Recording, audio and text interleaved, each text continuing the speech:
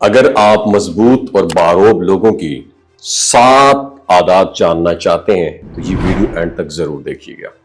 میرا آپ سے سوال ہے، کیا آپ نے کبھی سوچا ہے کچھ لوگ آپ سے پہلی ملاقات کے بعد فاصلہ رکھنا شروع کر دیتے ہیں، یا وہ زیادہ دیر تک آپ کے ساتھ جڑنے میں دلچسپی شو نہیں کرتے؟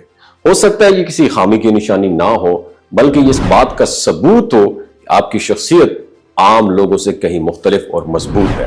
معاشرے میں ہر کوئی ہر ایک سے مطابقت نہیں رکھتا، اور بعض اوقات آپ کی پراثر شخصیت دوسروں کے لیے بوجھ بن جاتی ہے، کوئی شک نہیں ہوتا۔ پہلی بات یاد رکھیں، آپ سچ کے قائل ہیں، چاپلوسی کے نہیں۔ مضبوط شخصیت کے مالک افراد ہمیشہ صاف اور سچی بات کرتے ہیں۔ وہ دوسروں کو خوش کرنے کے لیے غیر ضروری تعریف یا جھوٹ بالکل نہیں بولتے۔ ان کا انداز سیدھا اور سچائی پر مبنی ہوتا ہے۔ اسی وجہ سے کچھ لوگ ان کے قریب آنے سے گھبراتے ہیں، کیونکہ ہر کوئی سچ کا سامنا نہیں کر سکتا۔ دوسری بات یاد رکھیں، آپ مقصد کے ساتھ جیتے ہیں۔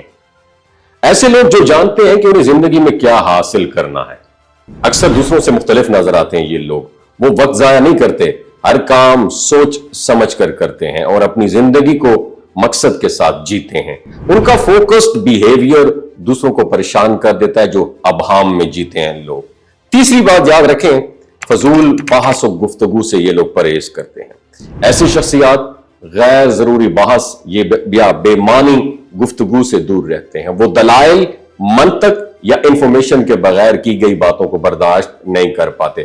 اگر کوئی بلا وجہ باتیں کرے تو وہ یا تو خاموشی اختیار کرتے ہیں یا صاف انکار کر دیتے ہیں، اور اسی وجہ سے بعض لوگ ان سے فاصلے پر رہنا بہتر سمجھتے ہیں۔ تعلقات میں سمجھداری، یہ چوتھی بات ہے۔ مضبوط لوگ تعلقات میں انتخاب کرتے ہیں۔ وہ جانتے ہیں کس کو وقت اور توانائی دینی ہے اور کسی کو نہیں دینی۔ وہ ہر ایک سے گہرا تعلق نہیں بناتے، بلکہ صرف ان لوگوں کے ساتھ جڑتے ہیں جو ان کے اصولوں، مزاج اور سوچ سے مطابقت رکھتے ہوں۔ پانچویں بات یاد رکھیں، دوسروں کی منظوری کی طلب، مطلب پیپل اپروول کی بالکل ڈیمانڈ نہیں رکھتے۔ ایسے افراد کو لوگوں کی واہ واہ یا سوشل سرکل میں جگہ بنانے کی فکر نہیں ہوتی ہے۔ وہ اپنی قدر خود کرتے ہیں، اور خود اعتمادی سے یہ لوگ بھرے ہوئے ہوتے ہیں۔ یاد رکھیں، ان کے لیے اپنی عزت نفس دوسروں کی تعریف سے کہیں زیادہ اہم ہوتی ہے۔ خاندان ان کی پہلی ترجیح ہوتی ہے، یہ چھٹا اصول یاد رکھ لیں۔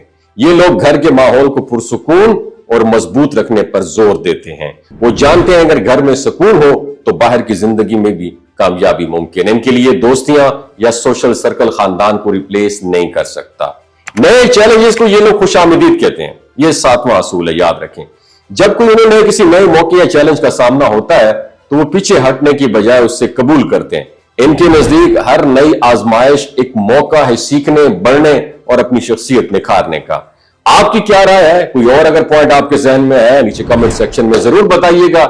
اپنا خیال رکھیے گا۔ اللہ حافظ۔ یہ جو گلگت بلتستان کے لوگ ہیں نا، ان کی ایوریج عمر 90 سال سے بھی زیادہ ہوتی ہے۔ You know why? کیونکہ یہ لوگ شلاجیت استعمال کرتے ہیں۔ شلاجیت کے اندر 85 منرلز ہوتے ہیں۔